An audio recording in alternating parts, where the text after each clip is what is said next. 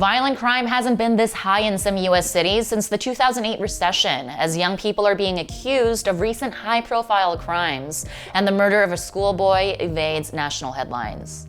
I'm Yoonj Kim, and this is MTV News Need to Know. 12-year-old Alexander Alvarado was shot and killed on Monday in broad daylight outside an elementary school in LA's Wilmington neighborhood.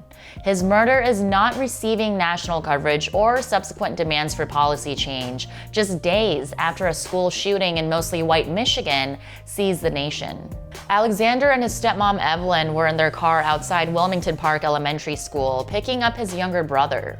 Evelyn told police that while they were parked, a young teen came out of nowhere and started shooting at their vehicle. Alexander was shot twice and killed.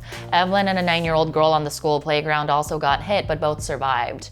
And there were a reported 60 other children around. Alexander's mother, Jenny Romero, told CBS Los Angeles that her son was very innocent, very sweet and loving child. You don't know what pain we feel now. A reported 43 bullet casings were found at the crime scene, and it's believed that there were multiple gunmen, leaving parents in the neighborhood shaken. But LA's slew of celebrity home invasions and the murder of high-profile philanthropist Jacqueline Isnt have been heavily reported on, and the victims of last week's tragic school shootings at Oxford High School in Michigan are being mourned nationally. These victims should be covered and mourned, but the tragedy outside Wilmington Park Elementary was also a school shooting, so why isn't it getting national attention as well?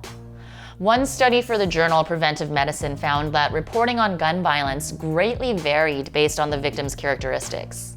Wilmington is a low-income Latino community, and Assemblymember Mike Gibson told the LA Times that homicides in the area are often chalked up to gang violence and dismissed. Some people say, well, it happens to that community all the time. But gang activity in Wilmington has declined in the last 3 decades, and mounting evidence points to a lack of support and a failed system as a potential root cause for crime. For years, the state of California poured money into police precincts to get rid of the gang problem, but unrelated violent crime has spiked. That means that gangs are not the core issue. We don't know the motive behind Alexander's murder, but we do know that recessions lead to higher unemployment rates among young people, which might be a driver for increased crime. And young people have been linked to the slew of robberies in LA. These things are all part of a bigger economic problem, because the city hasn't seen this many homicides in a single year since 2008, when the Great Recession swept the country. So far this year, there have been over 361 homicides. But we're not going to get anywhere if we treat them as a given or separate them from other shootings around the country, or not reporting on them at all. Because while so many communities are struggling and experiencing violence, we tend to focus on mass shootings or events that affect white or wealthy people. UPenn professor Eleanor Kaufman says that this practice costs lives.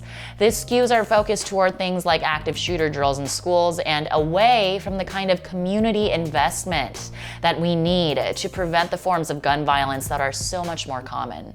Dismissing violence in poor BIPOC neighborhoods is accepting it, and it sends a message about what lives matter in our country. We can't comprehensively address gun violence affecting youth without accounting for all of them and the circumstances surrounding them. I'm Yoonj Kim, and that's what you need to know.